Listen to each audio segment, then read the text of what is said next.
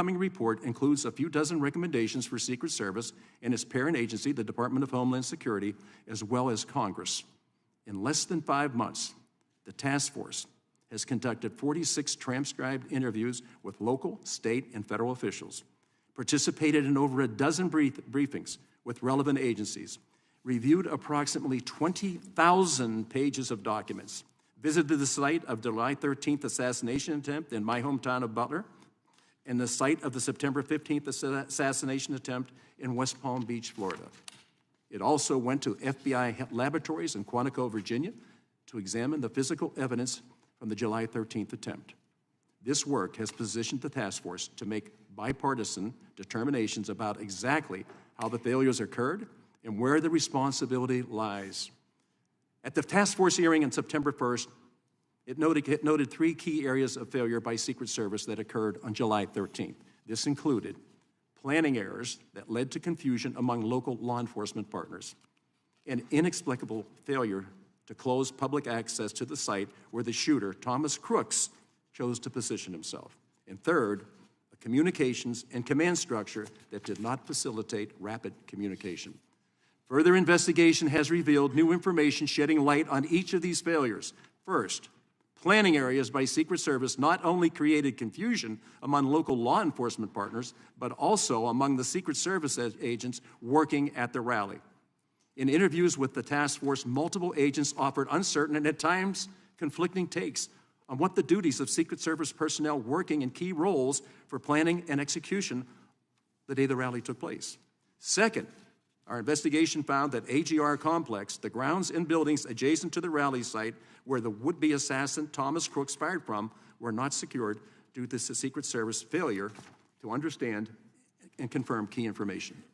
Interviews with Secret Service agents revealed the area was never secured because agents mistakenly believed that state and local officials planned to secure it.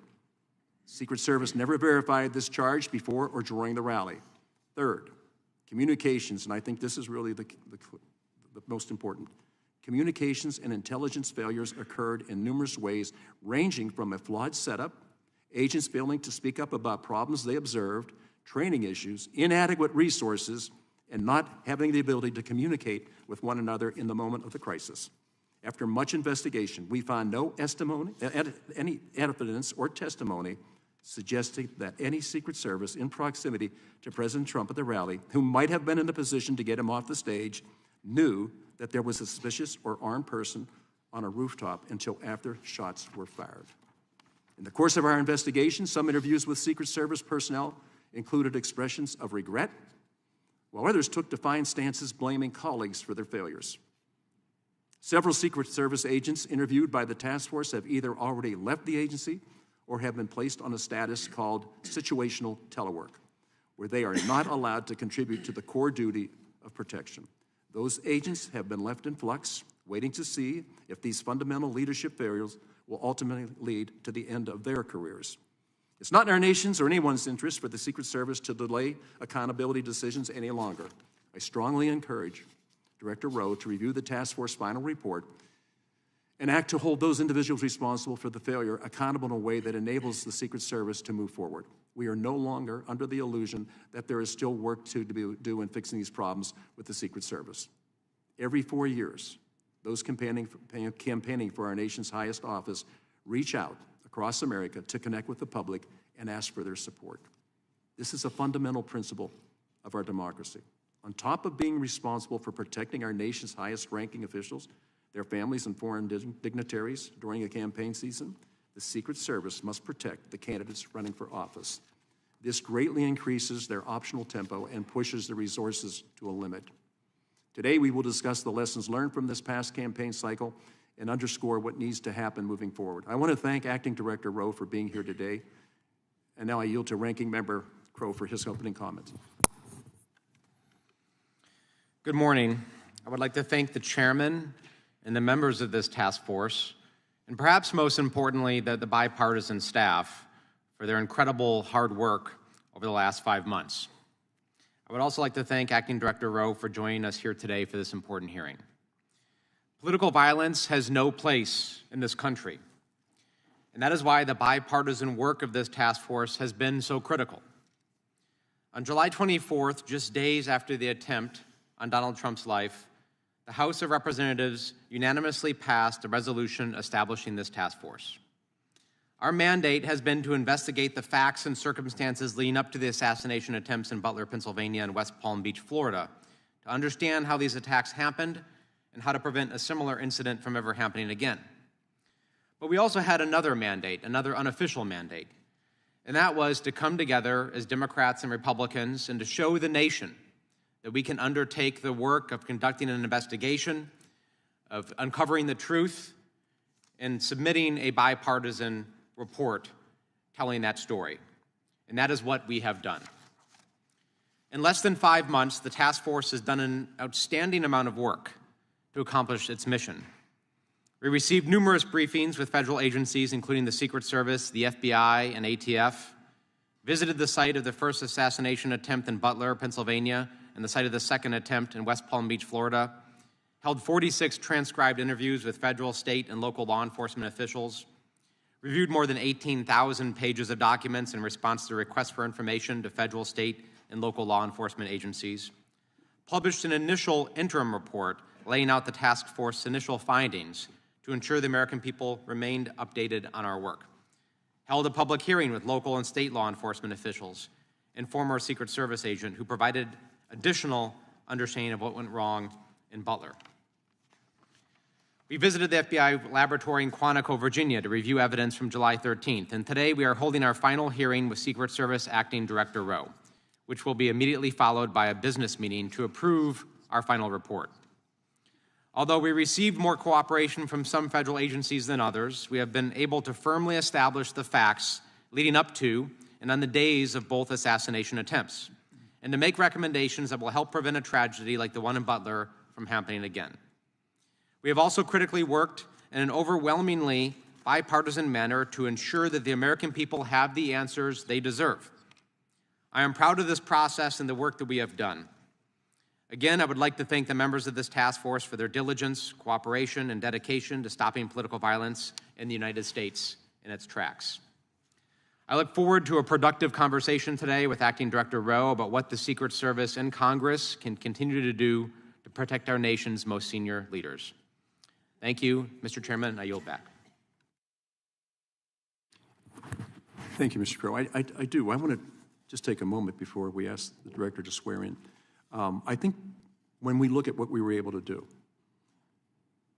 13 members of Congress, right? 7 Republicans and 6 Democrats. We never identified as what our politics were about or what party we belonged to. What we identified as a group that was going to try to find to get the answers to restore the faith and trust and confidence that the American people have to have, not only in this institution, but us. And the other thing is, you've already mentioned it, 30 staff members have worked tirelessly since that creation. And while we weren't able to be here because we're in primaries and we're in general elections and we're running all over the country, they never left. They stayed and they did all the work. So I can't tell you how proud I am of this group. They're the ones that should get all the credit. We get the chance to sit here. We'll take the blame, but I think I'd rather take the blame and give others the credit for the success. So let's go ahead and move forward. But I want to thank the staff, everybody that's here today. You guys did one heck of a job. Thank you for your dedication. Now we're going to introduce our witness. Today we are joined by Mr. Ronald L. Rowe, Jr., Acting Director, U.S. Secret Service. Director, we appreciate you being here today. Now, will you please stand and raise your right hand?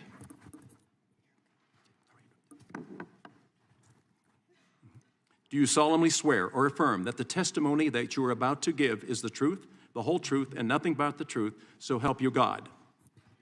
Let the record show that the witness answered in the affirmative. I now recognize Mr. Rowe for his 5-minute opening remarks. Director, I think we've talked about this. We're going to be flexible on the time.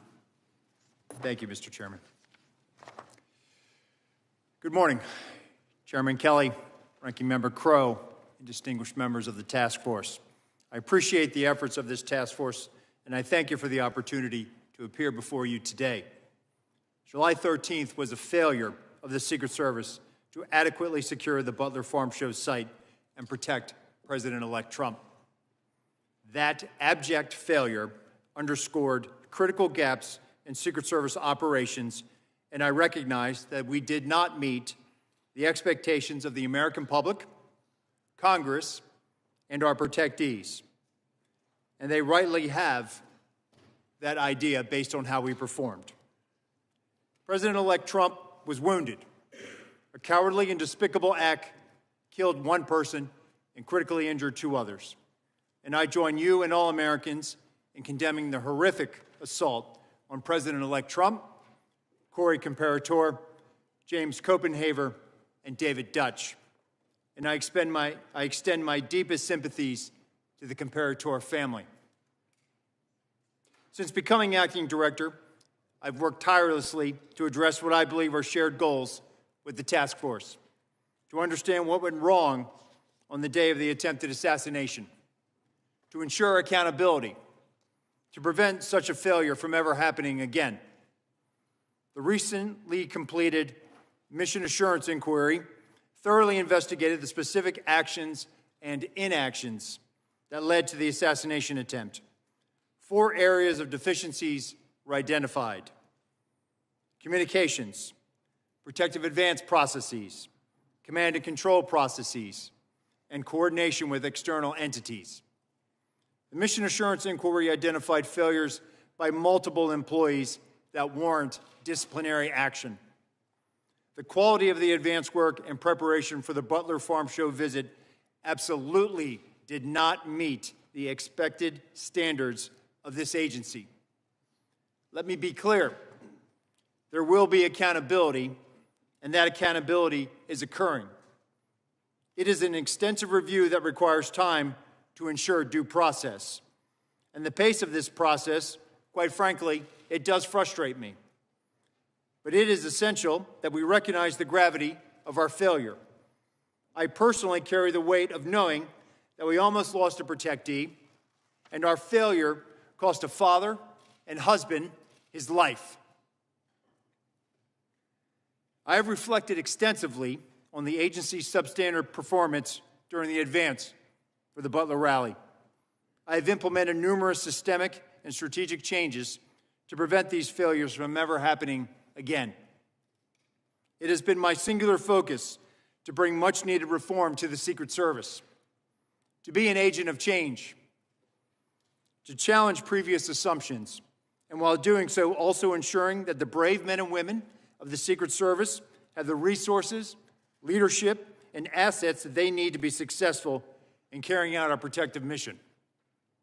A full list of actions is itemized in my prepared testimony, but these changes have included providing the highest levels of Secret Service protection to President-elect Trump throughout the remainder of the presidential campaign, expanding the use of unmanned aerial systems for aerial observation at venues, expanding the use of counter-unmanned aerial systems technologies to mitigate the use of a UAS as a kinetic attack vector, expanding the use of ballistic countermeasures at Secret Service-protected campaign sites, a directive to mandate unified command in a singular location for all protective sites, something that was not done on July 13th in Butler.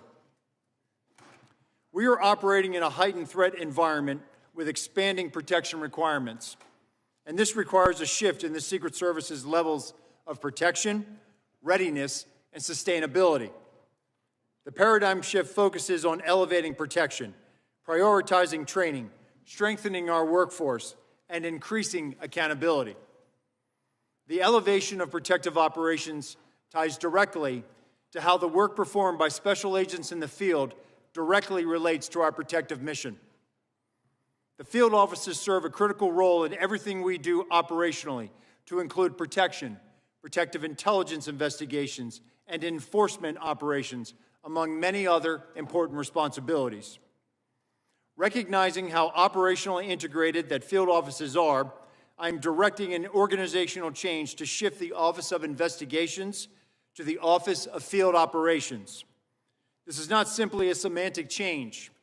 Establishing the Office of Field Operations is an opportunity to reset our thinking and perspective about the role field officers play in protection, and to enhance our operational effectiveness by better leveraging field officers to support, enable, and inform protection and protective activities. It is also my intention to reconstitute the Secret Service's culture such that training is routine and expected, That was how it was done when I was operational in the Presidential Protective Division. And somehow along the way, we became disproportionately operational in comparison to time allocated for training. As I have publicly stated, the Secret Service historically has had to manage its operations by doing more with less. That is not consistent with achieving a no-fail mission. And since becoming acting director, I've made it my priority to eliminate the do more with less mindset, which has had a long-term degrading effect on our workforce and our protective operations. The Secret Service is making progress on this thanks to Congress. The continuing resolution, which was passed in September, appropriated additional funding to the Secret Service in FY 2025 to support immediate requirements associated with protective operations. I greatly appreciate the efforts of Congress and numerous staff members in making that supplemental a reality. The world is a dangerous place. The responsibilities of the Secret Service are critical to the national security of the United States. It is important that decision makers fully recognize and appreciate the vital role and significance of the Secret Service in our nation's security. The terrorist, the nation-state actor, the sniper, the lone wolf gunman, they must be lucky once. But the men and women of the Secret Service must be perfect every time. That may not be fair, but that's the world in which we operate in. Thankfully, Congress has responded to the immediate challenges facing the Secret Service, and for that we are grateful. Our agency is not defined by one failure, but by our ability to learn from mistakes, to hold ourselves accountable, then learn, evolve, and continue striving for excellence. After the failure of July 13th, the dedicated men and women of the Secret Service rose to the occasion. In the face of immense pressure and adversity, they answered a call to duty with unwavering resolve. And I want to express my gratitude for the extraordinary dedication and hard work of our special agents, uniformed division officers, mission support personnel. They all persevered when the demands of the mission surpassed anything they or their families have ever been asked to take on. Their commitment to the mission, even under such challenging circumstances, is nothing short of inspiring. I am truly honored to serve alongside such a remarkable group of individuals. Mr. Chairman, I will submit the remainder of my statement for the record, and I look forward to answering the questions of this committee. Thank you. Thank you, Director Rowe. I'm now going to recognize myself for 5 minutes. First, I want to thank you for your testimony. Of all the areas the Secret Service reviewed after July 13th, what do you think was the most concerning failure of that day, looking back on it? And had you been the one developing the game plan, what different moves would you have made strategically to ensure that it was a safe and secure area? So I think what is glaring to me is the failure to recognize the significance of the AGR building, to recognize the significance of proximity to what was perceived to be the middle perimeter of the site. The lack of recognizing that, the failure to effectively communicate, as you stated, and some of the findings of the task force, to effectively communicate to local law enforcement that we need to have uniformed presence out here, that we shouldn't have people that close, unscreened, on the curtilage of our site, not having better line of sight mitigation, having something scrim along that fence line that was to the 3 o'clock, having uniformed law enforcement presence out there, having special attention measures by those law enforcement officers. That, to me, is glaring. And those are basic tenets, fundamentals of what advance teams are supposed to identify.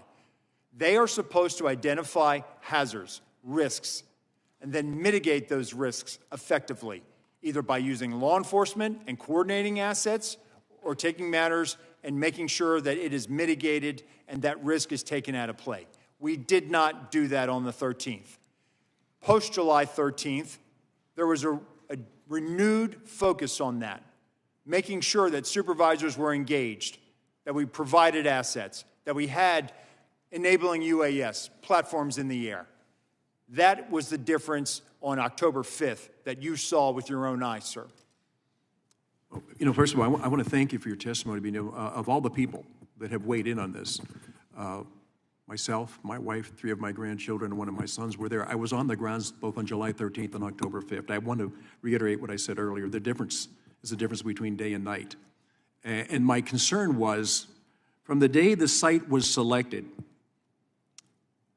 to when it was turned over to Secret Service, somehow that exchange, for whatever reason, the ability to coordinate the efforts between local law enforcement and federal agencies just seemed to be casual.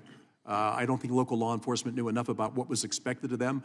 I think that day they were doing what they thought they were supposed to do, and then afterwards it's like, well, we should have communicated better. And I've got to tell you, from the beginning, I always was trying to figure out why 2 different command centers, and why weren't the 2 command centers even able to communicate with each other? Because at the end of the day, it's about communication.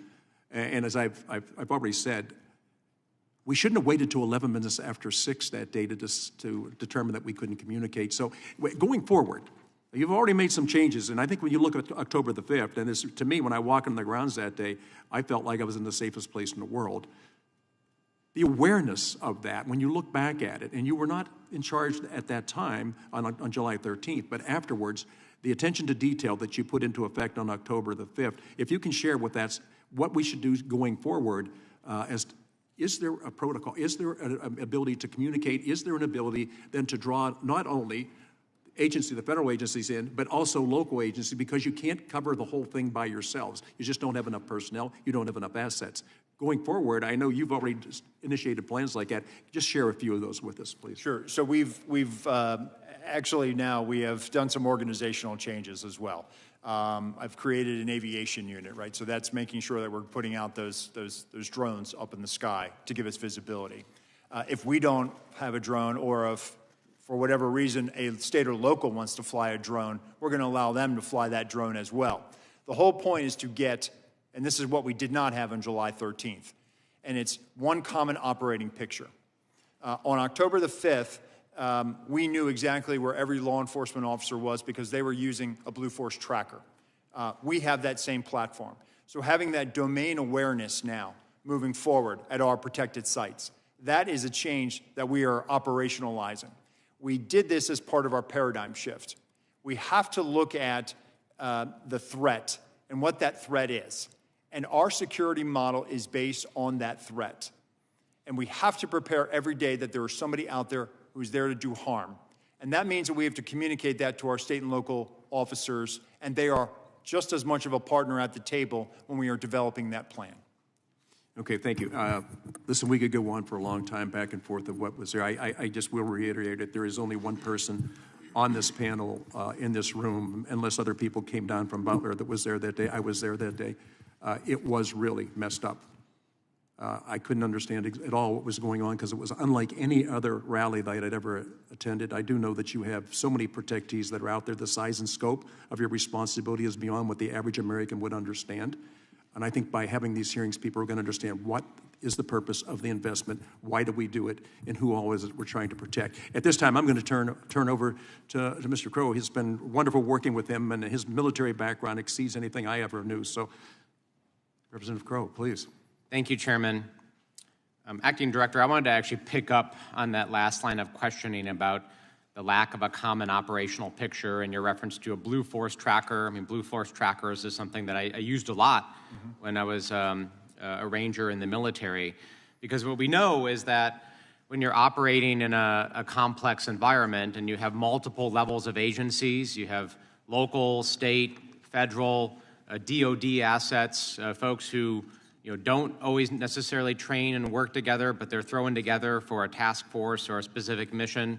And they're sometimes operating across vast distances and different geography, that common operational picture, right? One place where all communications flow, where there's unified command, where everyone can see where everyone else is, they can share information in real time, that is essential, right? In Afghanistan, for example, that's what we had. We were oftentimes working with FBI, intelligence agencies, different countries across hundreds of kilometers in instances, but we had a platform an actual physical platform that served as a virtual command post. So it doesn't matter where you were or who you were, you could look at that and see where everybody else was and share information. And it's just wild to me that in 2024, our nation's premier law enforcement agency on July 13th was using text messages on their personal cell phones, literally sending emails in some cases to deliver real-time information and scribbling messages on paper and not using a system. So it's good to hear that you've implemented that in part on October 5th and going forward. But can you tell me, are you looking into more advanced systems and platforms that I know exist on the DoD side? I know DoD has these. Are you looking into these? Are you developing this? And can you commit today to pursuing and implementing that level of technology? I will commit to that, Ranking Member, and we are actually looking at this. The whole basis of giving that domain awareness and superiority is exactly what you just described. And what my experience as a National Special Security Event coordinator in 2016, I was a coordinator for the RNC in Cleveland. When the Secret Service goes into planning for a National Special Security Event, we do this. We do exactly what it's called a multi-agency coordinating center. We have an incident log. We have a Blue Force tracker. We know where our partners are. We should be able to do this, and we can do this on a smaller scale. And so I've taken entities, for example, our radio operations. I've taken them out of a line of business directorate, and I've put them more closely aligned to an operational entity. And that same operational entity, our technical security division, they also handle our cameras, our sensors, our aviation. So it's all about making sure that we're looking at things in DoD world, and we rely heavily on DoD for a lot of our overseas operations.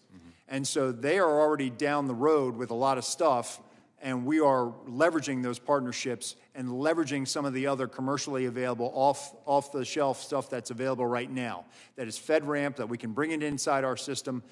We are doing that work right now, and there's about 2 or 3 different systems that we're looking at right now, and one of them is a DoD system. Thank you. The last question I wanted to address was this issue of culture.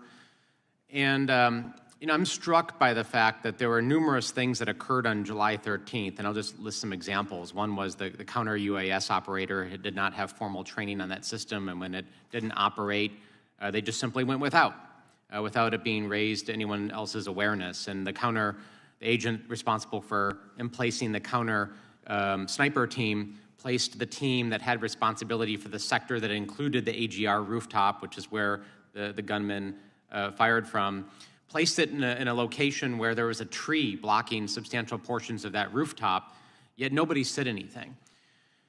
When I was in the Army, there was this culture and expectation that when you were on a mission or in a training range, that anybody could say something at any time if they saw a safety risk. It's the old adage, if you see something, say something, right? So a private could stop a training mission or even a real mission if there was a life and safety issue.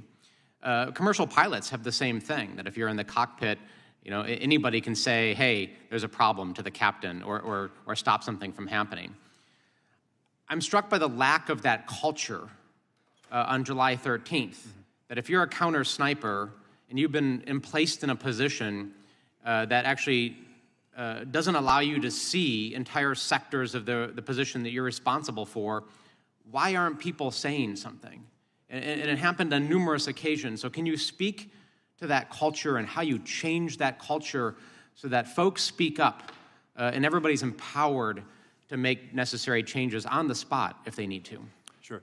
So first it starts with training, a retraining, right? A re-education of folks. We have to do that.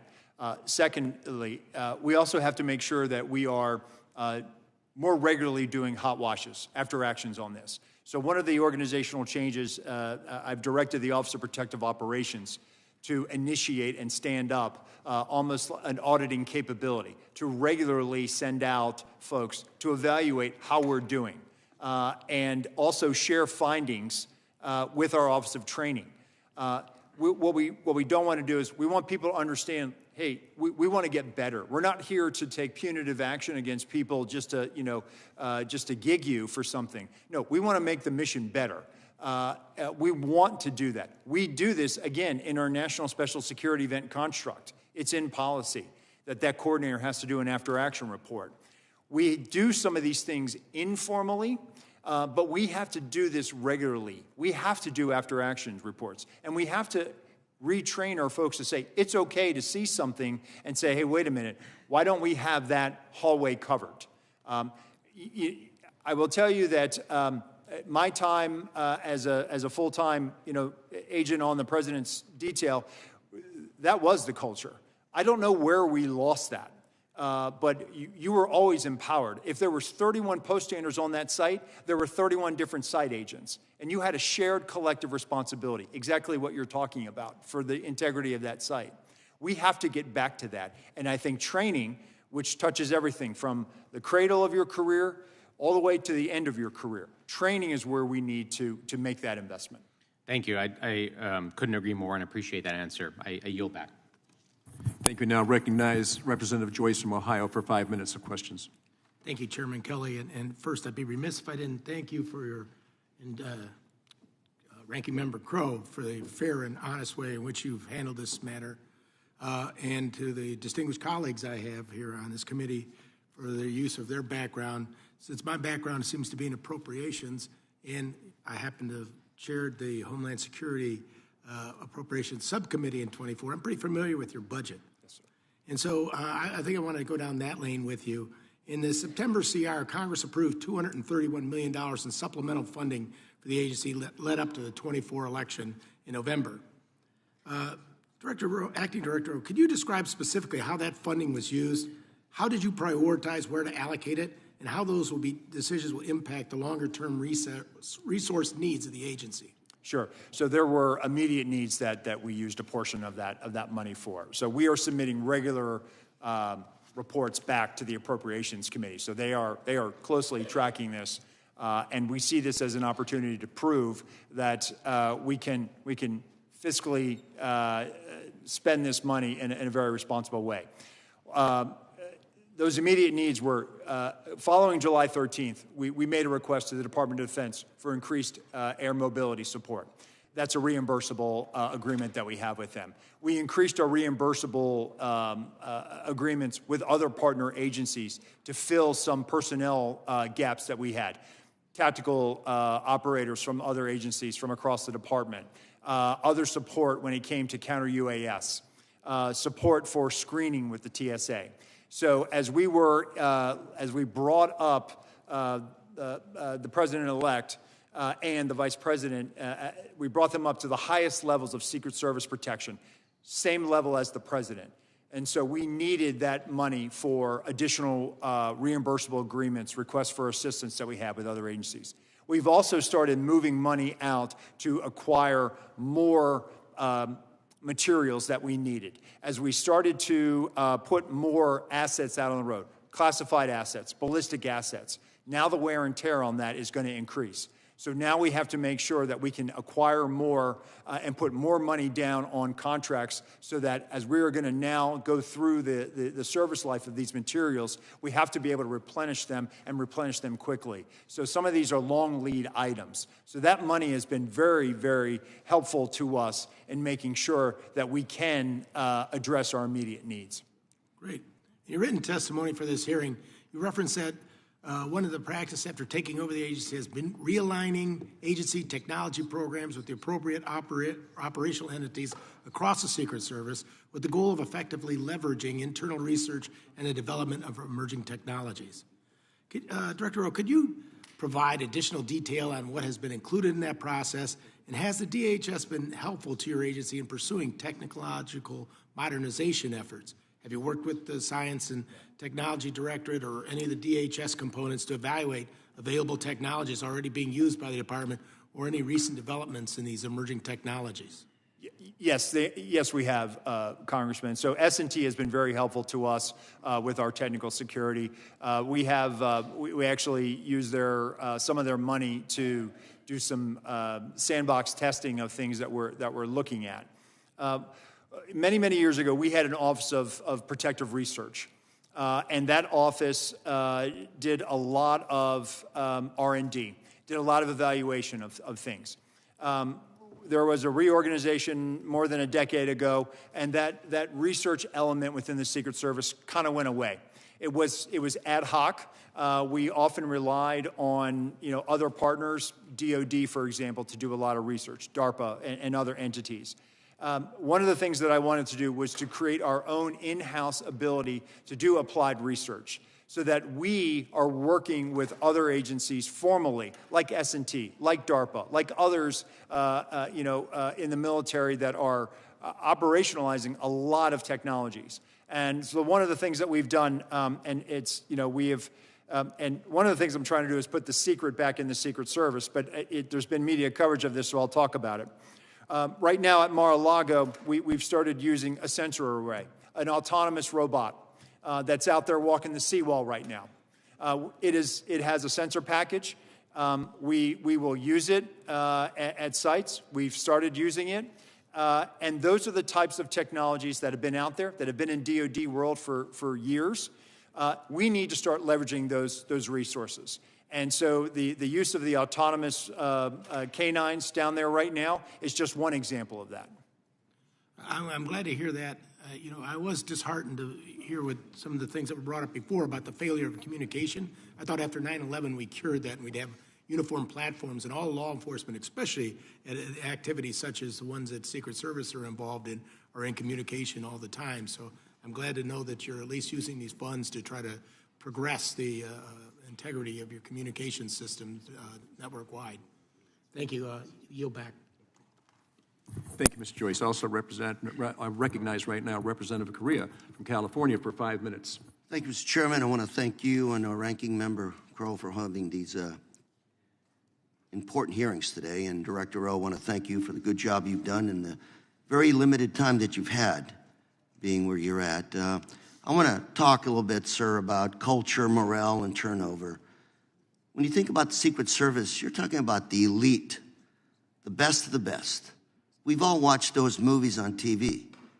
Secret Service agents take bullets for candidates. You're kind of the guardians of democracy. You make sure that it's the voters and not an assassin's bullet that determine the outcome of elections in this country. And yet we hear that agents are demoralized, overworked, exhausted. 2022, 2023, largest turnover in decades in the Secret Service. And today, 60% of your agents have less than 10 years experience. 30% of your agents have less than 5 years experience. You got a short runway here to get up and running. How can we make Secret Service officers proud again? Get their morale up again.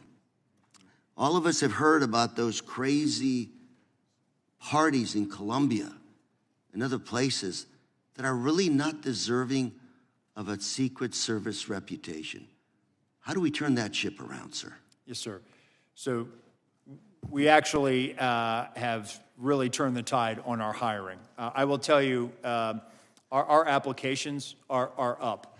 The one thing that... I want to say that's not only your problem, because we've stepped up, given you $231 million in the latest CR.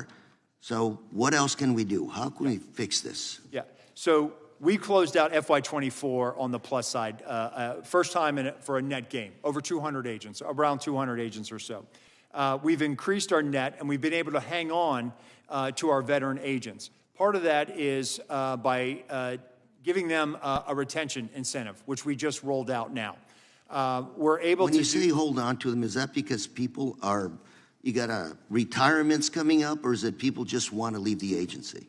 I think part of it is the workload, right? And I think what will alleviate that workload is bringing more in. Okay. So right now, we have about 500 agents in various states of training between now and March.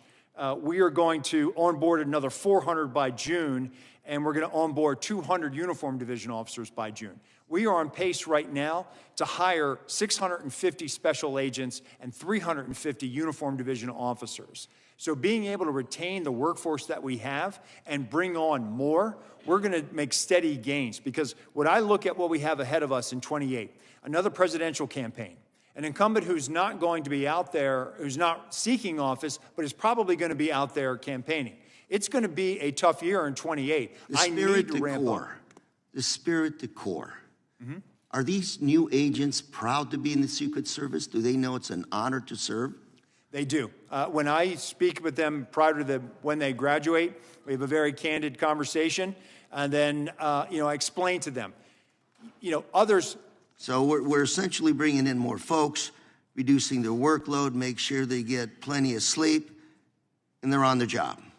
True, and we're also going after with a targeted recruitment. We're trying to get people from the military, from law enforcement, with specialized skills, special operations experience, and bringing them in, and then having them join the ranks of our special operations division. So we're basically taking a multifaceted approach to build our ranks. And those folks, when they join, they're proud. That's one of the proudest days of their life, when I hand them that commission book and badge. And I explain to them that they have an obligation, not for the people that they protect, but for also the people that came before them, that paved the way, and the people that will come after them. Director Rowe, I've got about a minute left. Sure. Last question for you. Same question I've asked before. Who's in charge? Okay.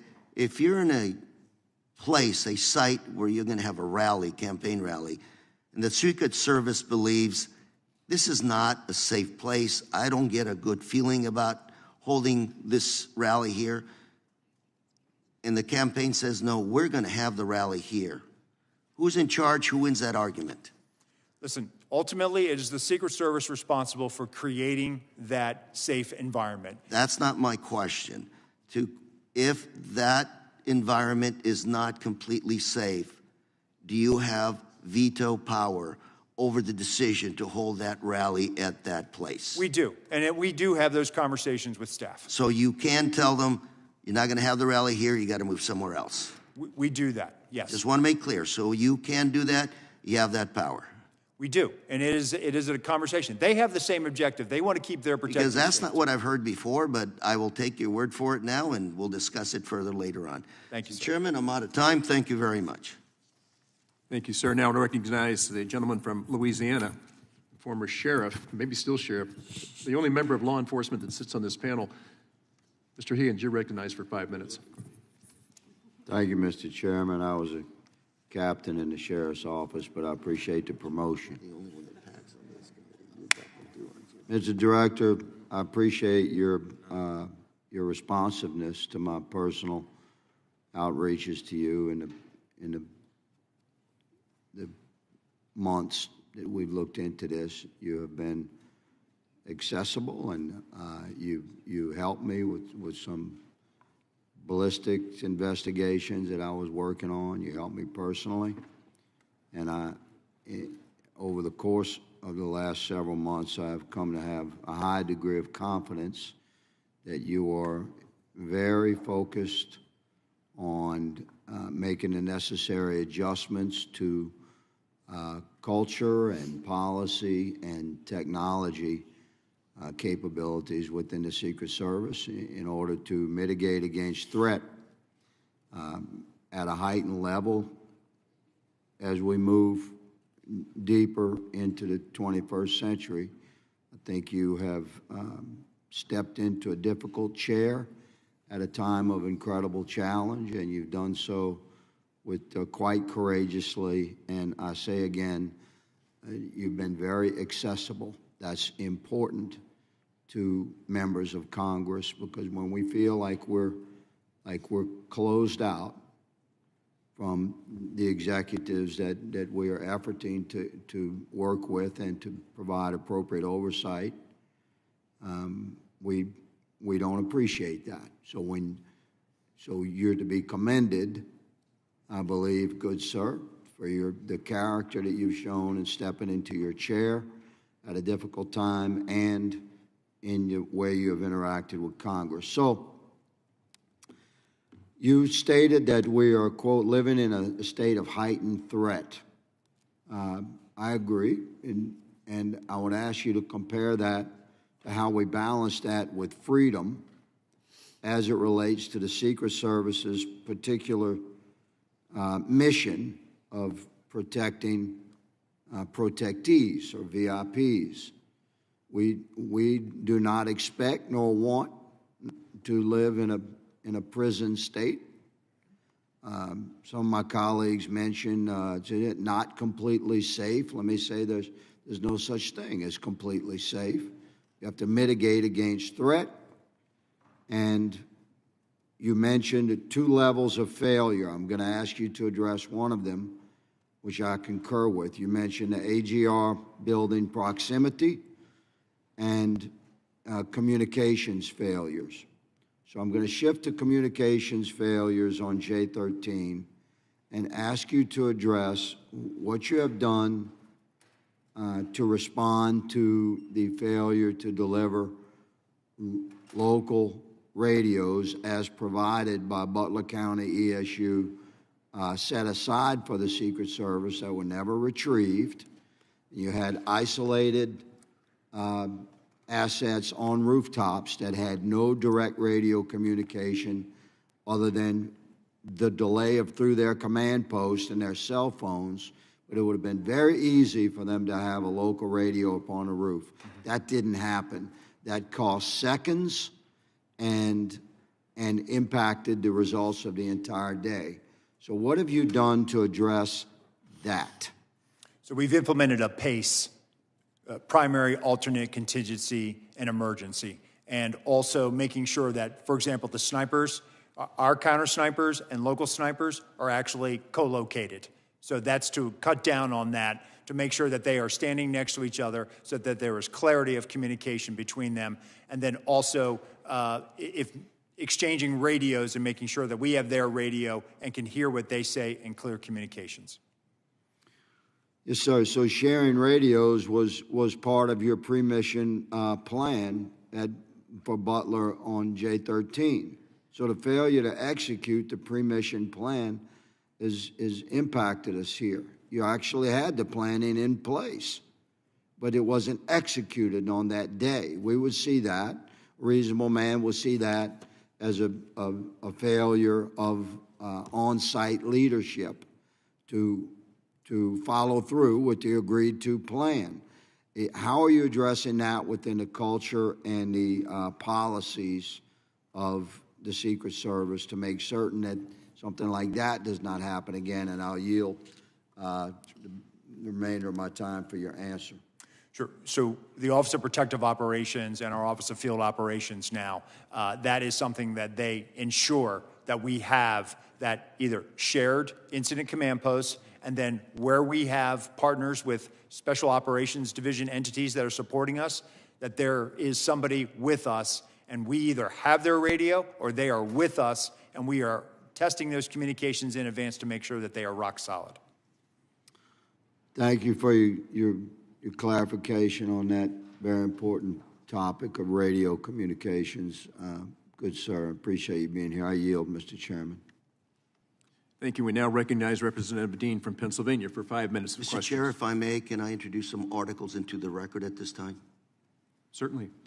First one, an exodus of agents left the Secret Service unprepared, New York Times. Second one, more high-ranking officials in Secret Service stepping down, CNN. Acting Service Director responds to critical new reports about security failures, NBC News. Agency in crisis, NBC News. And final one, Secret Service touts protection improvements as election looms. Thank you. Without objection, so ordered. I now recognize Representative Dean from Pennsylvania for 5 minutes. Thank you, Chairman Kelly. And I want to personally thank you and Ranking Member Crowe for how you have conducted this task force with the seriousness and the nonpartisanship that you brought to it. I also do want to echo the thanks to the staff, the extraordinary work of this bipartisan staff over these many weeks and months. And I want to acknowledge the tragedy that was July 13th. I thank you, Director Rowe, and all of your talented agents for so seriously looking at what failed. And I appreciate that you used immediately in your testimony the words that July 13th was a failure.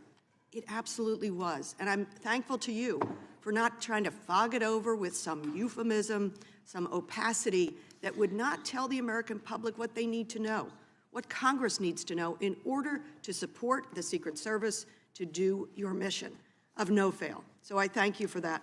I want to talk as quickly as I can around advanced pre-planning, then the day of, and then line of sight and snipers, counter sniper by Secret Service as well as local ESUs.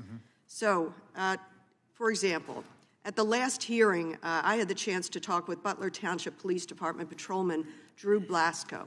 He testified that during the July 11th walkthrough, he told 3 Secret Service agents from the Pittsburgh field office and the Donald Trump detail that the AGR complex was a vulnerability. Some of the vulnerabilities he spoke about was the ability of people to get on the ground. I don't think he spoke specifically as to the roof, but the fence line, that chain link fence line over to the fairgrounds, that it was see-through, frankly, and the opacity, that the failure of making that opaque. There was, I think, some discussion of vehicles, put some vehicles along there, ag vehicles or something. So my question is, I know that the Secret Service has testified that they don't remember those conversations. Did the Secret Service discuss the vulnerability with local police or anybody as to the AGR complex, that fence line, the property itself? Congresswoman, what I can tell you is based on what my mission assurance inquiry has found is I cannot find a written communication where the AGR building was discussed. To me, that is glaring. That's a problem. It should have been identified. When I traveled there, Excuse me, I'm testing. a day after I was named as the acting, and as I'm walking around, and when I went up on the roof, and I'm looking at the proximity to the site, I was taken aback by the fact that that was not secured. So my answer to you is I don't have a written record of that. And so in the future, would those kinds of vulnerabilities be written down? I mean, they can be verbaled, but at some point somebody should be taking notes, and that leads me to my second set of questions, which is the day of. What happens when Secret Service comes to the site and they see these vulnerabilities, that transparent fence line, a property completely unprotected so that people could walk through, get closer to the stage, to the president, than those who had to wait in line to go through magnetometers? Who is in charge when you get on the property to say, we got a problem over here on the left-hand side? Yes. So we are clarifying the policy about who is in charge. And the current policy states that the advance team is responsible under the direction of the field office SAC. That's in policy, that they are supposed to identify risks and mitigate them. But is there sort of a tick-tock where you say, okay, we're on the property, that we've got the president coming in, and have we checked all the boxes in terms of the protection of this space?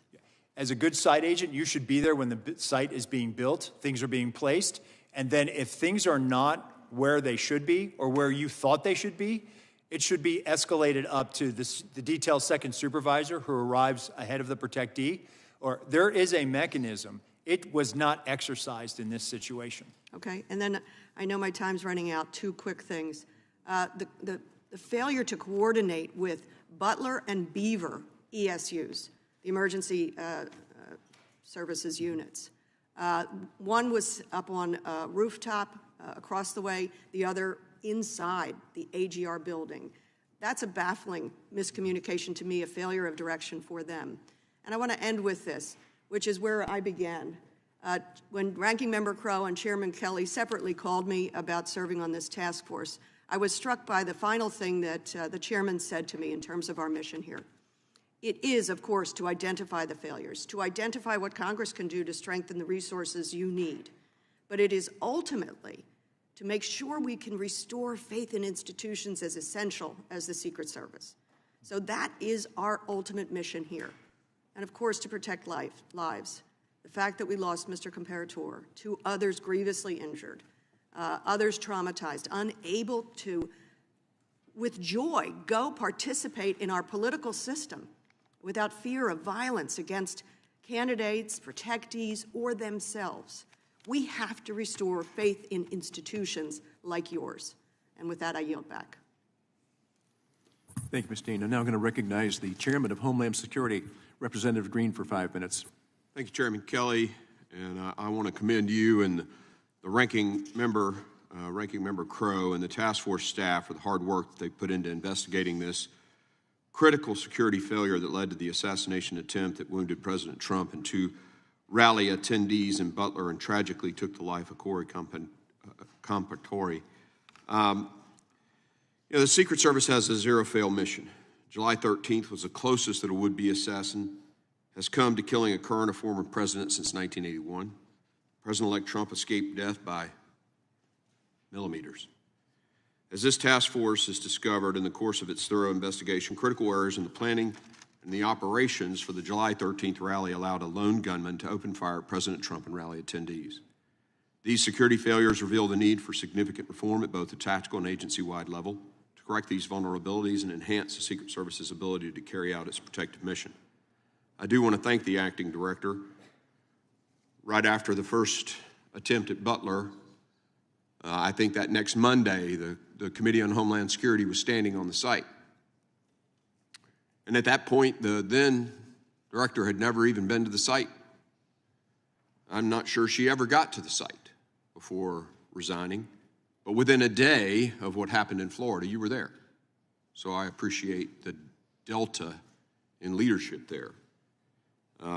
We appreciate the hard work and bravery of the men and women in the Secret Service who have served tirelessly during a busy election season, and it is our hope that this investigation leads to a Secret Service that is stronger and better prepared for its mission. Obviously, the biggest failure, you brought it up, was the AGR building, the failure to the line of sight issues that were related to that. What's specific to that failure, the miss of that risk? I mean, that a basic training private in the infantry would know about 360-degree security. What specifically have you done to make sure that never happens again? Yes, sir. So, one, with this paradigm shift, going with the threat model, and looking at the fact that we have to be able to provide the highest levels of protection to any of our protectees based on that threat. That means that we bring the full resources of what the Secret Service has. Our Special Operations Division operators, which consists of our counter-snipers, our counter-assault team members, and other members, and other entities within the SOD. So by shifting this paradigm to making sure that those assets are available so that when site agents are out there, they actually they don't have this, well, I'll never request this because it's not going to get approved. No, actually, what I'm telling you, if you have a vulnerability that you've identified, make the request, because we are gearing up now to put everything we have to keep all of our protectees safe, because we have to be based on mitigating a threat. It seems almost to me like it was lackadaisical. I mean, it's hard to fathom that someone would say, we don't need to cover this. And the communications issues with the local law enforcement, I asked the question when they came before the committee recently, when everybody showed up on the day, was there a check-in? And there were law enforcement agencies that had never even talked to Secret Service that day. I mean, these are really basic things. And you would think they would know to do those kinds of things. So it speaks of apathy or complacency that is really unacceptable in an organization like the Secret Service. One of my questions to you is, the level of the failure. It seems unfathomable. The internal policies that weren't adhered to, the failure to mitigate very obvious risks. It speaks to a culture that, lack of attention to details, lack of sense of urgency, complacency. I mean, these are leadership, these are command climate issues. What is the command climate of the Secret Service? That's the thing that concerns me the most. When I reported to the 160th Special Operations Aviation Regiment commander to be their doctor, right? At that point in my life, I was 38 years old. I had graduated from West Point Ranger School, commanded in the 82nd Airborne Division, an infantry company. I had a master's in systems information. I had a medical degree, top of my med school class, and I wondered if I was good enough to be on that team. That's what I'm talking about. Elite culture where everybody comes to work every friggin' day saying, I will do everything I can to make sure I don't fail. And I'll tell you, going to war, I didn't give a shit if I died. What I didn't want to do was fail. But your guys showed up that day and didn't give a shit. There was apathy and complacency, period. And that's your mission now. I appreciate all the systems and the technology that everybody else has asked about. But this is a leadership issue. This is a command climate issue, a culture issue. Can you make a few comments about what you're doing to fix the command climate at the Secret Service? Yes, sir. So we are reorganizing and reimagining this organization. That includes making sure that we are developing a leadership development program so that we are touching people at the GS-13 level, which is right before, the equivalent of like a captain, touching them before they get promotion to 14. And we are going to do that. And I just met with the Naval Postgraduate School yesterday. I graduated from the Executive Leaders Program at Monterey. I think it's a worthy program. We need to hit people and identify leaders earlier on, besides just saying, well, they've been here for 18 years, let's make them a GS-15. Good. That's what we have to get to. Good. I yield. Thank you, Chairman. Now I'm going to recognize Representative Houlihan from Pennsylvania for 5 minutes. Thank you, Chairman. Thank you very much for your leadership as well, Ranking Member Crowe, and to all of the staff members who did all of the work that has produced this really important set of recommendations and findings. I thank you as well. Thank you, Acting Director Rowe, too, for the conversation today. I have two lines of questions, and I am, frankly, going to focus on some of the technology that I think is essential for us to be able to make sure this kind of thing doesn't happen again. For roughly 11 minutes on July 13th, Mr. Crooks was able to fly a drone near the site of the Butler rally. The Secret Service equipment, as we all know now, that could have tracked it perhaps back to its origin wasn't functioning at the time of the flight. And you have testified in the U.S. Senate hearing that had the U.S. Secret Service counter-drone equipment been working probably, quote, you may have possibly been able to stop Crooks. We've also learned that requests from the agent responsible for the counter-drone equipment for increased counter-unmanned aerial systems capabilities and earlier access were denied as well. So several times today, and actually in your opening remarks, you talked a little bit about the different ways that state and local and you all work together in making sure that these locations are secured and your protectees are protected. But right now, state and local law enforcement don't have the legal authority to operate counter-drone equipment to advance detection or mitigation. And actually, interestingly, in your opening remarks, you made a reference to the fact that you felt as though that might be something that they should have the ability to do. Would it have been useful if state and local law enforcement had additional capabilities and legal authorities to be able to conduct counter-drone detection and mitigation to support the Secret Service, sir? I do, with proper coordination with FAA. Thank you. That's my first question, and there is several ideas in this Congress that are bouncing around to be able to give you those authorities, and I would love it if I could ask for your support in helping make sure that that happens. My next set of questions has to do with some of the testimony that we had in our first hearing, where I'm, unlike some folks here, my background is in engineering, and I focus a lot on emerging threats, cybersecurity, biotechnology, and biothreats. And I'm struck by the fact that we're kind of always trying to solve for the last problem that we had, and the last problem that we had was a sniper on a rooftop. And obviously things are evolving, threats are evolving, and your kind of work needs to evolve alongside it. Representative Joyce talked a little bit about the appropriations process, and you talked a little bit about the Office of Protective Research that sounds like is now defunct. What kinds of things are you doing, and what kinds of things can Congress be doing to help you stay abreast of those kinds of emerging threats, to make sure that you can coordinate with DoD and with DARPA and those kinds of things, so we're not kind of constantly reinventing the wheel on this? What can we be doing to help, and what are you doing as well? So definitely, and again, obviously the color of money, right? O&S money is fantastic, but PC&I money to be able to go out and acquire things is critical for us. It's critical for the Secret Service. We've certainly had challenges with getting enough PC&I money through the years. That's a separate conversation. But being able to have an applied research element within the Secret Service now is going to be able to have us regularly now go out and interface with all these other entities, the private sector, Silicon Valley, others that are doing innovative things that can be helpful to us, because it's not just about physical protection, it's cyber protection as well. Absolutely, and to the degree that we can continue to be helpful with that and helping you with the color of money and making sure that you have those resources, please do let us know. And also, I think one of the things that I was struck by when we were investigating, trying to understand what had happened, is we were able to see a kind of a creation of what his drone saw, and what the angles, sight lines and things were. And I was struck by the fact that this was kind of the first time that we thought about those kinds of things, at least on this side of the world. And I'm certain that there are a lot of technologies and ideas that are maybe on DoD side or other places where you all can benefit from these, and FBI as well can benefit from the kind of work that DoD is already doing.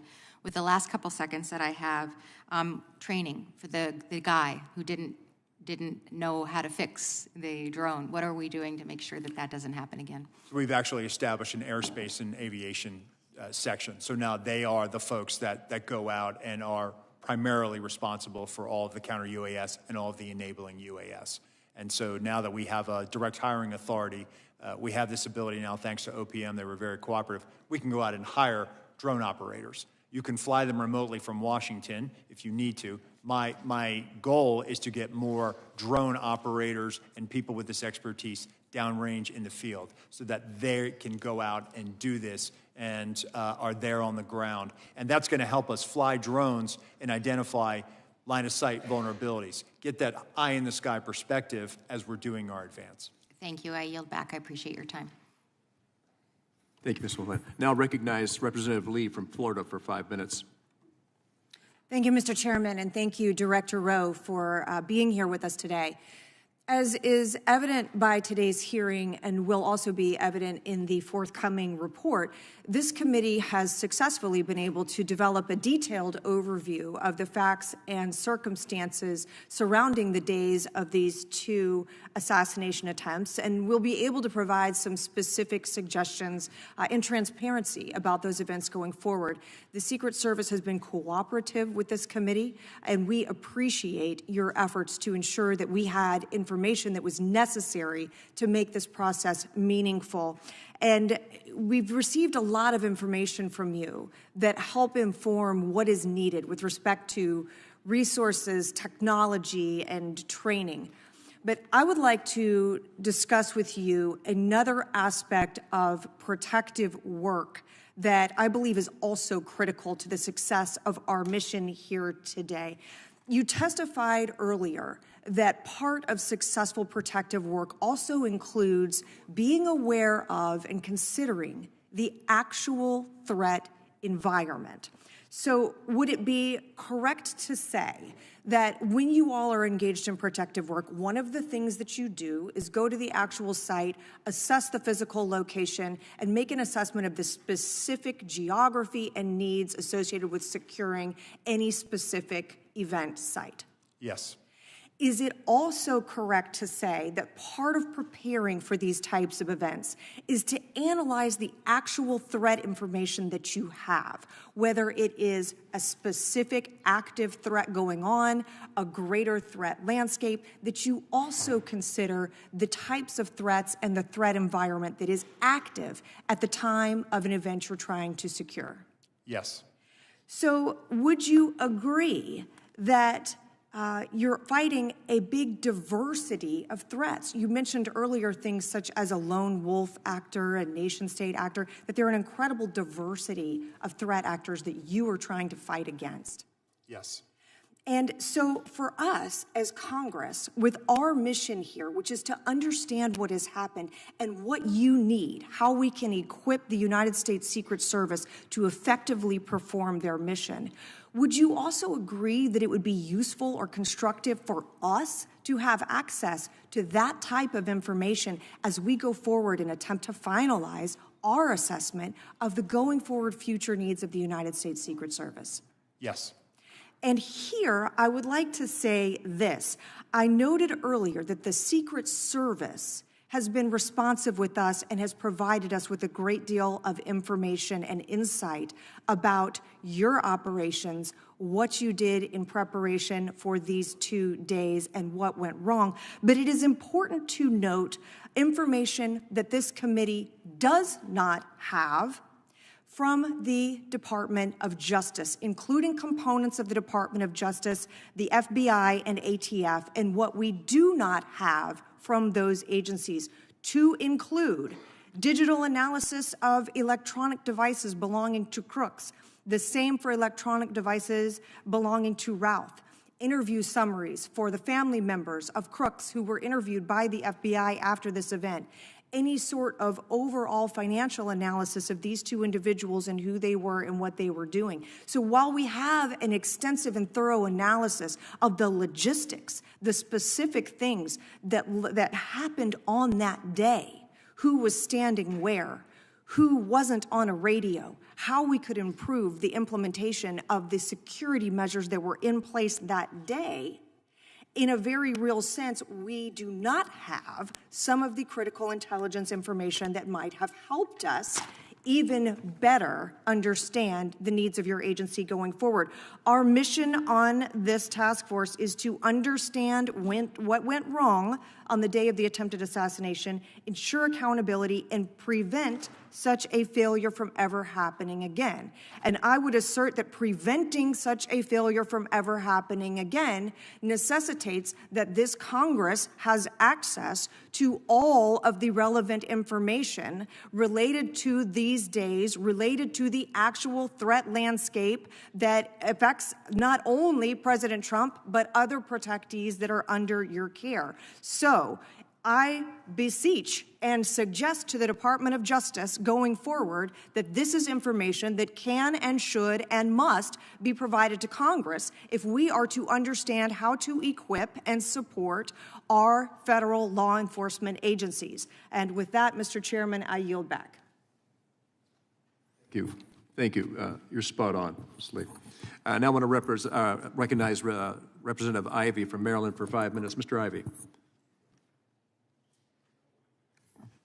Thank you, Mr. Chairman, and thank you to the ranking member and my colleagues for such bipartisan work here, and thank you to the staff as well. Thank you to you, Mr. Rowe.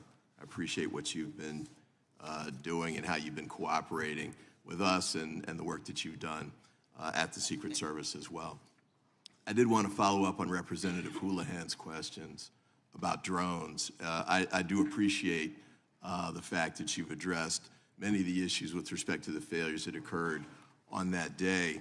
But I do want to be mindful of making sure we're not just fighting the last battle and we're looking ahead to the future, as Ms. Houlihan suggested as well. And I don't know that I want you to answer what I'm about to ask you, at least not in open session, but on October 7th, Hamas used drones to attack actually to launch its attack against Israel. The drones appeared to me, based on what I've seen in videos, to be relatively unsophisticated, relatively inexpensive, but very effective in carrying out that mission so that Hamas could breach Israel's front line and commit the attack that occurred later that day. And we've also seen what's happened with Russia and Ukraine with respect to the use of drones, too. And frankly, we were seeing this before July 13th. Pretty extensively, I think. So one of the things I want to ask, use of drones for that day, I know we've talked about the visibility piece, I think was your word, reconnaissance and the like. But I want to hear from you, maybe not in public, but maybe in executive session, about the countermeasures that are available to the Secret Service to deal with drones that are used to actually conduct the attack. So not just sending information back, but as we saw on October 7th, could actually carry, for example, an explosive device that could be used on that day. Now, I know Chairman Green with Homeland Security, you've heard the passion he brings to this and the background that he has, and he's right, we did have a hearing on this at Homeland Security, not just that issue. And I know this task force dissolves, I think, at the end of next week, but I'm hoping that we'll carry forward with this issue, and there are others too. I want to ask you quickly about the radio communications piece, because I know that wasn't, at least some of it wasn't recorded, which surprised me as a local prosecutor, federal prosecutor. The police recorded almost all of their radio communications just as a matter of course. And that was useful to us from a couple of standpoints. One was for prosecution of cases. We'd have actual live time recordings that we could use that we could present to a jury that confirmed the testimony that may have been provided to the jury at that time. But also from a management standpoint, you can go back and listen, and that's one of the first things I asked when we got this, the information was, where are the radio communications? I want to hear what happened that day. Now, we had to settle for, the email communications and the like, the text messaging, the sort of things people did on an ad hoc basis to deal with the emergency in a quick way. I thought that was insufficient. And it seems to me that you should be recording these just as a matter of course for the reasons I stated. Body cams is another one to think about, I would say. I know that can be expensive in a way that radio communications are not, but also extremely valuable in the prosecution of the cases. You've got, there's nothing to prosecute with respect to July 13th, but there is with respect to Mar-a-Lago, and I don't know what the evidence there is, but that's the type of information that could be useful. And then with my last minute, I wanted to pick up on what Representative Lee raised a moment ago. This isn't really to you, actually. This is to my former colleagues at the Department of Justice. I recognize that in ongoing criminal investigations, there's a reluctance to turn over information too soon because it can undermine the investigation. You can tip off defendants and targets and the like. So you want to be careful about that, and I understand that. But I must say, too, that there's some information that we didn't get, and she outlined some of that didn't seem to be connected to an ongoing criminal investigation, and I thought that we should have had access to that.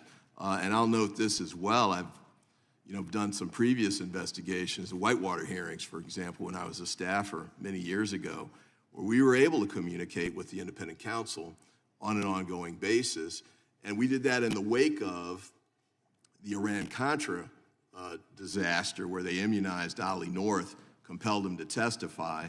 Department of Justice then ended up having to dismiss the case. It was thrown out of court because of the information sharing that took place. But even in the wake of that, Congress was able to work with the independent counsel and it can with the Department of Justice in making sure that we get the information that we need to handle these kinds of situations, because this is about as serious as it gets from the standpoint of what we're tasked to do. This is extremely important work. We would need to make sure that our elections are controlled by ballots and not bullets, and this was relevant here. But thank you for what you've done and the work you've continued to do, the direction you're taking the Secret Service in. Mr. Chairman, thank you for allowing me to run over, and I thank all of you, all my colleagues here and the staff again for the outstanding bipartisan work that you've been able to do. Thank you, Mr. Ivey. Now we recognize Mr. Fallon from Texas. Thank you, Mr. Chairman, and thank you for the work that you and Ranking Member Rowe and the rest of the committee has done, and certainly our staff. Mr. Rowe, would you agree that the protection that President Trump was provided on the 13th of July was wholly and tragically negligent? The site plan was abysmal to the point of derelict. And on the 13th of July in Butler, Pennsylvania, the United States Secret Service not only failed President Trump, but Corey Comparatori and the American people in historic fashion. I would. In the months leading up to July 13th, who was the director of the Secret Service? Kimberly Cheadle. Okay. Other than former Director Cheadle, who was the most senior Secret Service agent? In the agency? Mm-hmm. That would be me. I was the deputy director. In the months leading up to the July of 24, were you made aware of highly credible intelligence that that a serious and grave threat to President Trump's life from an adversarial nation state. There was a very serious threat. In this open setting, Congressman, I can't discuss what I was or was not aware of. Well, former Director Cheadle said she was aware. So I would imagine, by extension, you were aware. You said in open session that... I would point to Director Cheadle's All right, so you were aware. So we have a unique circumstance here because we had a former president of the United States who is the leading candidate at that time to be the next president of the United States, and he will be now that we know. And he was being threatened by a foreign nefarious nation state because of actions he took while he was president of the United States. Very unique circumstances.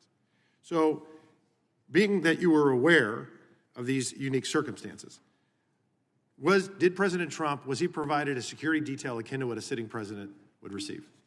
At that time, he was not. He was not. Would you agree that if there was a counter-surveillance unit there in Butler on the 13th, he would have been safer? I think if there was a counter-surveillance unit advanced that was on the ground, it could have aided the advance team in identifying the AGR. So he would have been safer? President Trump would have been safer? Yeah, okay. I don't think this would have even occurred, but be that as it may, did the president's detail request a CSU, to your knowledge? I'm not aware of a request for CSU. Now, was the threat from the nefarious nation state disseminated to agents in the field and in the protective details? I'm just pausing, Congressman, because I'm trying to walk a tightrope here in an open setting. What I can tell you is that the Secret Service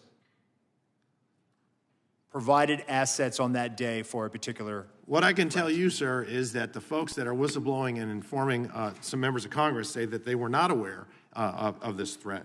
And that's what I'm getting at with being proactive and showing leadership is we know for a fact that there was no CSU in Butler. Was there a full CAT team there? There was not. No. A full CAT team, 6 members, and there were 2 there. So you knew of the threat. You didn't disseminate to the field and the protective details. You didn't. President Trump didn't have a protection that was akin to a sitting president. He didn't have the CSU. He had only the third of the CAT team. So that's that kind of ineptitude and inaction and complacency and neglect that really, quite frankly, is as telling as it is chilling. And had it not been for a very blessed, fortuitous and a happenstance of a perfectly timed turn of the head, President Trump would have lost his life that day. Now, this is another thing that concerns me. We report to our constituents. And instead of really, after this happened, did you go the next day to Butler, Pennsylvania on the 14th of July? I did not. Okay. Did you go that week? I did not. Okay. The FBI held that site secure for 5 days as an active crime scene, and they released it back to the owners on the 18th. And you did not visit. And when did you finally visit the site? I visited about a day after I was appointed. So July 24th? Cheadle came in July 22nd. She got skewered and roasted by the Democrats and Republicans on the Oversight Committee, of which I sit on. She resigned the next day, and then only that day did you go. I'll take your word for it, Congressman. Why'd you wait 9 days? 11 days? Why did I wait 9 days? Yeah. Director of the FBI went to the site. Why didn't you go? Congressman, I think I was appointed July 23rd, and I was there on the 24th or 25th. But you were the second most senior member of the Secret Service. You could have gone. And I was managing from here the crisis. We actually so dispatched. You didn't go. Got it. Did you call the, you were managing the crisis you just said. Did you call the detail that night on July 13th that was protecting President Trump? On that night, they were operational, sir. You did not. Okay. Did you call them the next day? No, I did not. Okay. When did you finally talk to them? I spoke to them when they arrived in Milwaukee. So 4 days later, July 17th, does that sound about right? Yes, sir. Okay. So you waited 4 days. And when we were talking earlier, a couple months ago, this is an epic failure. We all agree on that. And instead of really focusing on the egregious errors and correcting the incompetence and improving the doctrine and changing the culture, there was a massive appropriations request. We know that you have 8,000 employees. We know that they have a $3.1 billion budget, and you asked for $2 billion additional dollars. What sticks in our craw is when we report to our constituents, we have to say, hey, this federal agency failed epically, and then they wanted to almost double their budget. How much would it have cost to put somebody on that water tower? How much would it have cost to have drones that were actually functioning that day? How much would it have cost to have an ether cable to where your anti-drone technology would have worked? How much would it have cost to do a walkthrough with local law enforcement to secure the AGR site, or put cameras on that roof, or put agents on that roof, or have your snipers have iPads, or have one command post instead of two, or cordon off the damn AGR complex, 17 acres? That would have cost $2 billion. And in fact, with caution tape, signs, posts, and stakes, it would have run about $410 because we ran through it. Let's add another zero. Say it's $4,000. It's not $2 billion. So I got another question for you. Do you recognize this photo?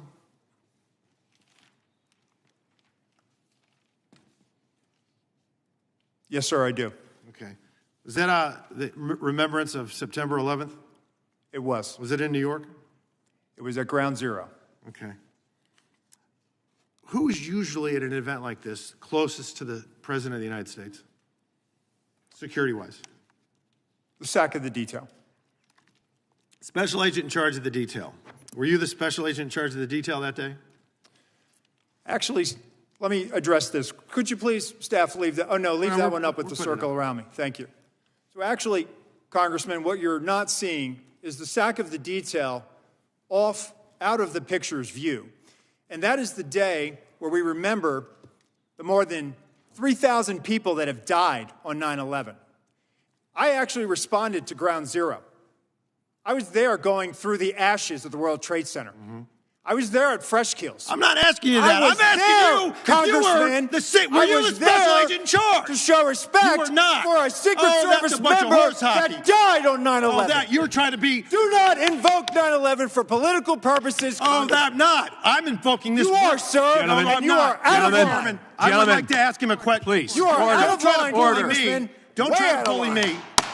I am an elected member of Congress, and I'm asking you a serious question, and you are playing politics. I am a public servant who has served this nation, and you won't answer the question. On our country's darkest day. Committee will come to order.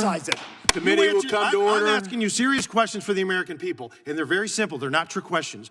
Were you the special agent in charge that day? No, I wasn't. I was there representing the United States Secret Service, sir. Mr. Fallon, your time's expired. It did not affect protective operations. You know why you were there? Because you wanted to be visible, because you are auditioning for this job. I was there to pay respect for a fallen member of this agency. You endangered President out of line, Biden's Congressman. Vice President Harris's life, because you put those agents out of position. Mr. Did you have a radio with you? Mr. Fallon, your time has expired. I did, sir, and you are out of line. Mr. Chairman. Yes, sir. Please. All right. And we are back in order now. We are back in order now. Thank you. Mr. Moskowitz, you are now recognized for 5 minutes. Okay. Congressman? How you doing? Good, sir. All right. So, look, the reason emotions are high is because we almost did have a former president, and now the president-elect, literally almost killed live on television. And there were two pieces of luck that day, one bad, one good. The Secret Service's luck ran out that day because the systemic failures didn't start on July 13th. They were probably occurring, and the luck ran out that day. But luckily, President Trump moved his head and he wasn't killed. I can't imagine where we would be if we didn't have that second piece of luck. And so everyone here brings their different experience. I'm a former emergency management director. I know disasters when I see them, right? And July 13th was an absolute disaster. There's just no question about that.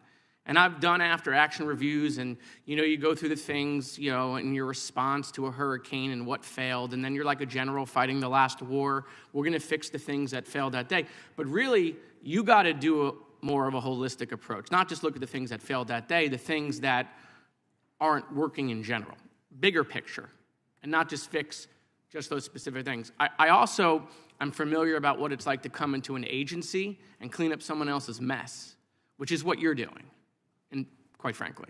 And so I applaud you for that, right? You've been handed, a ship with a hole in it, and it's taken on water, and you got to figure out how to, A, fix the hole and get the water out of the boat at the same time. And so I applaud you for stepping up and doing that. I want to talk about one of the comments that multiple people made on this committee, and it's for your agency and it's for other agencies, which is that a lot of time we get stuck in this process thing. Oh, because of process, we can't communicate with the public, or we're not going to communicate with Congress because of process. Agencies need to change with the times. Things are different now. And when you guys don't put out information, that vacuum gets filled with conspiracy theories. We talk about restoring faith in the institutions. Yes, government needs to work, and people need to see that they're competent. But at the same time, we're not going to be able to restore that faith if the agencies aren't communicating with the public and instead are getting conspiracy theories online because no one else is giving them information. And that's going to be a push-pull that you, DOJ, the FBI are going to have to deal with in today's world of communications. Other people will tell your story for you, and it will be false if you don't tell it. I want to talk about two specific things, and then I want to get to page 7 of the report, which for me is the most important. The 9/11 Commission recommended fixing the comms issue by creating a network. AT&T, FirstNet, I think Verizon has one as well. We knew about the comm failures that day, the throttling the radios, people on different systems, and yet 20 years, 25 years later, your agency is still struggling with the same problems we had on 9/11. Officers using their own personal cell phones, not on the network that was made for emergency personnel, which would have worked that day. Procurement. I want to talk about procurement because it's something that most people don't think about, and it's not sexy. And I did tons of procurement when I was the emergency management director. One of the reasons why we have this problem, and it's not just at the federal level, I saw it at the shooting in Marjorie Stoneman Douglas at my high school between the city police versus the county, the sheriff's office, is everyone's doing their own procurement. Every city, every county, every state, every federal agency, every sector is doing different procurement. And you're all hiring different companies with different systems, and no one talks to each other. Computer systems, radio systems, whatever it is. And we're not going to fix this problem until we figure out how to do more of a comprehensive procurement for multiple agencies to get them on the same systems. And so that's a system piece, but I'm telling you, we're not going to fix this problem until that happens. But I want to talk about page 7 of the report. There's a line in there, and I'm not going to ask you to comment because I know what the answer will be. I've been through this. Page 7 of the report says, Congress must consider whether the Secret Service investigative obligations can effectively coexist with its primary protective mission and whether the agency's investigative functions should remain within the Department of Homeland Security. Yahtzee. And I will tell you that Homeland Security was the right to create it. Senator Lieberman was right. It has a core function. It should exist. We need to foster communication between our agencies, but I would surmise that the Department of Homeland Security has become too big. It can't function. It's 22 agencies, and it's just gigantic. And every director, administrator of FEMA that I've talked to, when they were in the agency, wouldn't tell me that. But as soon as they left, they would say, we can't make the changes that we know we need to make within FEMA because we can't get it done within Homeland. And so I'm going to be filing a bill the first day of next Congress to remove FEMA and Secret Service from Homeland Security and make them direct reports to the White House.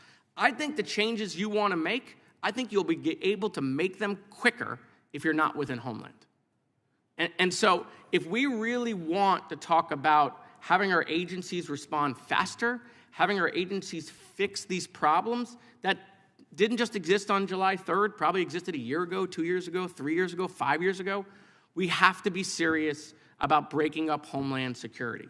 We have to realize that a 22-agency department cannot function efficiently. So it's quite frankly the reason why I joined the DOJ committee, to some people's misconception. I joined it with a specific focus on trying to fix Homeland because that's where this conversation is going to happen, right? And so while we look at the report, I would tell you not to overlook page 7. Everything we've talked about technology, everything we talked about, everything Representative Green talked about culture, right? You actually had a funny line. You said you want to put the Secret Service, You want to put the secret back in Secret Service. I think Representative Green was making sure you don't forget about the service piece also, right? But I think you got to get outside of Homeland. I do. And I'm not going to ask you to comment on that, because trust me, I've had 100 conversations, and when they're in public, they're very different than when they are in private. Everyone knows that Homeland is not working in its current condition. But you know what happens? Everyone wants to protect their sacred cow. Staff on the Homeland Security Committee, right? They won't let it happen. Homeland doesn't want to let it happen because they'll want more. 22, they'll take 30, right? I mean, it's just the way it's working. So, you know, Mr. Chairman, I want to thank your leadership running the committee. I want to thank Ranking Member Crowe. I think the report is very important. I think we've done it on a bipartisan basis. But I really want to hit this point home. If we are serious about making these changes, then we got to get serious about we have an agency that is not functioning in Homeland because it's just too big. Thank you. I yield back. Thank you, sir. Before we close, I wanted to turn to Ranking Member Crowe for brief closing remarks. Thank you, Chairman, and thank you to the members for this hearing. You know, this was an overwhelmingly bipartisan, productive hearing. I mean, the questions from the members were serious and robust, and clearly they took their charge to learn the issues and to dive into the investigation very seriously. And I also want to thank you, Acting Director Rowe.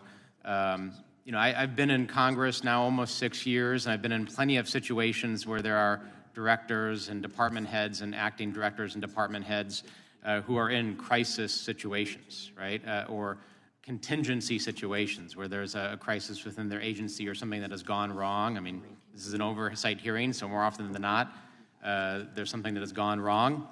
And there's people that deal with that in a variety of different ways. But in my experience, and I don't want to speak for the chairman, and he'll have a chance to speak about this, but we've talked a lot about this, and you've been very candid.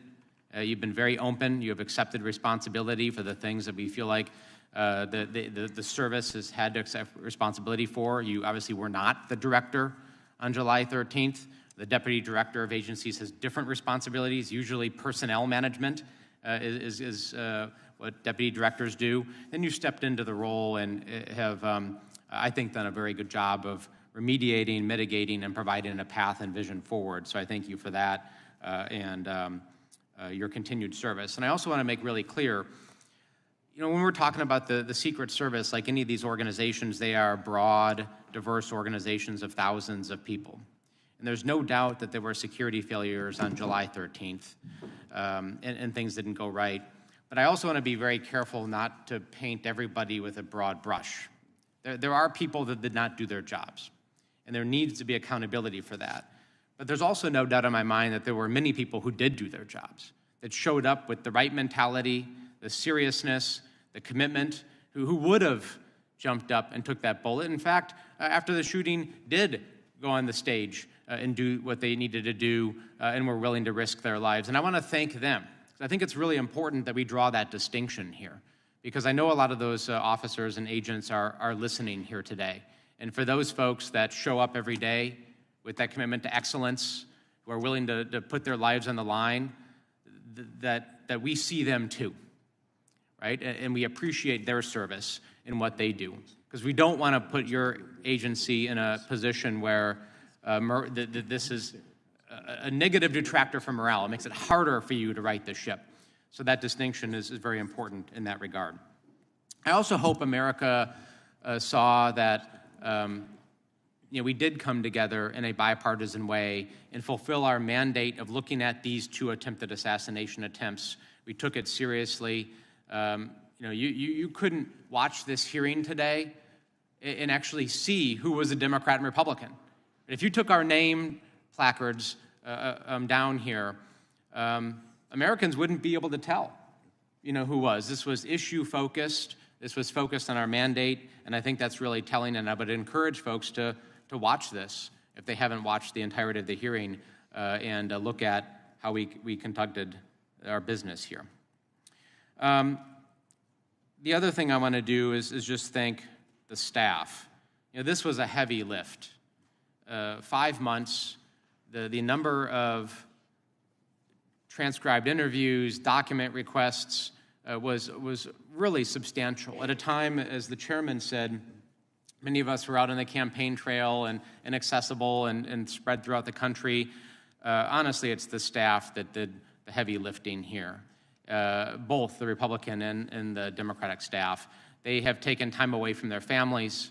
They have taken time away from their jobs. They have left law practices and other lucrative jobs to come and do important work for the American people, and I'm grateful for the work of the staff to put us in a position to submit this report and to tell the story that America deserves to have told. So with that, I want to thank you again, Acting Director Rowe, for your testimony and your commitment to addressing the issues that have been identified here today. And Mr. Chairman, I yield back. Thank you, Mr. Crow. I want to thank Mr. Rowe for his testimony and for appearing before us today. And I know that at times it can be very emotional because of what took place. I will repeat what I said earlier. I was about 60 feet away from the president when he put his hand to his head and went down, and as the shots were ringing out, my main concern was, my gosh, they just shot the president. But I couldn't find my wife, I couldn't find my oldest son, and I couldn't find 3 of my grandchildren where they were supposed to be. They were not put where they were supposed to be that day. They were left to wander someplace else, which I'll never understand. Look, it's a very emotional thing. We can talk through these things and be very orderly about it, or we can look at what happened that day and say, and I think I got this feeling from the Captain Higgins. When you look at the history of the United States, there are certain things that are always going to stand out. I will just tell you this about my hometown of Butler, Pennsylvania. It was once recognized as the birthplace of the Jeep. It is now recognized as the location where the attempted assassination of Donald Trump took place. So it's overshadowed everything else that that town was ever known for and what they're so proud of and how wounded they were that day. And I will say this again, I've said it before, local law enforcement was the first direction that fingers were pointed, that these local law enforcement guys, gosh, they just didn't do their job. They didn't do their job. I know them personally. I know how deeply wounded they were by that. And I think that we have to understand these are real people doing real things in real time. So when I'm out shopping, people come up to me and say, you know what happened that day? I said, well, I have a pretty good idea. They said, well, let me tell you my version. And they tell me their version. I said, that's interesting. So where were you on the grounds that day? They said, well, I actually wasn't there. Now, why do people come up with these conspiracy theories? They come up with conspiracy theories because they don't get answers at the time they're needed. And I think that what we're trying to do, and I got to tell you, this is not a red committee or a blue committee. This is truly a red, white, and blue committee. And I will defy anybody to look at any of the members that are sitting up here today and say, I've seen this guy before in action. I know who he is. He's on Fox every night, or he's on CNN, whatever the hell people go on. Excuse me. I know we're not supposed to use any language like that. Chairman Green, I know that it's a very emotional thing for you, too. So it isn't a funny issue, and it's something that does bring out the best of us and the worst in us. So whenever Jason and I first talked, and we were, and Miss Lee mentioned this, we were given 3 goals. There was threefold. Understand what went wrong on the day of the attempted assassination. Ensure accountability, and to prevent such an agency failure from ever happening again. I know when I first talked to Representative Clay, he said, you can never guarantee that it will never happen again. And the longer I've worked with him, and I would encourage all of you to, if you can, draw up on your phones the captain when he's speaking, when he's in Louisiana. You will get the full force of who this man is and what he firmly believes and what his mission in life is. So you can be very animated. I'm amazed at how you operate today because you stick with it. But I would encourage anybody, go to that and please look at it and then tell me, wow, this guy's dedicated to that. So look, we're going to adjourn here in a minute, but without objection, members have 5 days to submit additional materials and written questions for witnesses to the chair, which will be forwarded to the witness. And we ask the witness to please respond promptly. This has been an interesting time. and I know we're supposed to close, but I think that because Jace hit on it, the efforts and the time and the dedication that this team has put into this is incredible. I'm not talking about members because, as you know, we had an election coming up, but these members never left here. They spent hour after hour after hour, thousands and thousands of pages, written testimony. It is incredible what took place, but you'll never see that because that's not the headline. The headline is we had a really dedicated group of patriots who said, I will step out of my normal life, and for the next 4 months, I will dedicate myself to getting the answers that the American people need to have from the very first. We are suffering from a lack of confidence, trust, and faith in our government. If we can't do these things and bring it back out and go to the American people, we know you had questions, we've got you the answers. That was our whole purpose in doing this. And so I look back at it, and I'm going to mention this. At the end of that day, my brother lives at the end of the runway, by the way, on those fields. My 9-year-old grandson, Charles, said to me, Grandpa, why would anybody try to kill President Trump? I said, Charles, I can't answer that question. He said, they must be crazy. This was a 9-year-old, and people asked me, what was the effect on your grandchildren? I said, I got to tell you, as their grandfather, I'm appalled that they ever had to see that.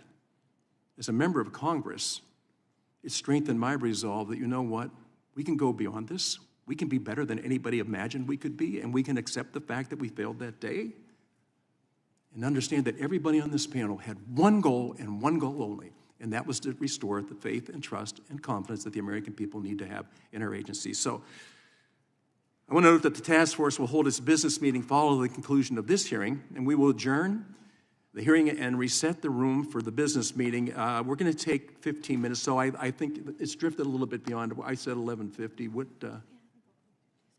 Okay, 11:50, we'll reconvene. Again, I want to thank Director, thanks for being here. I know this is a difficult position to be in. Thank you. Thank you, sir. Without objection, the task force stands adjourned.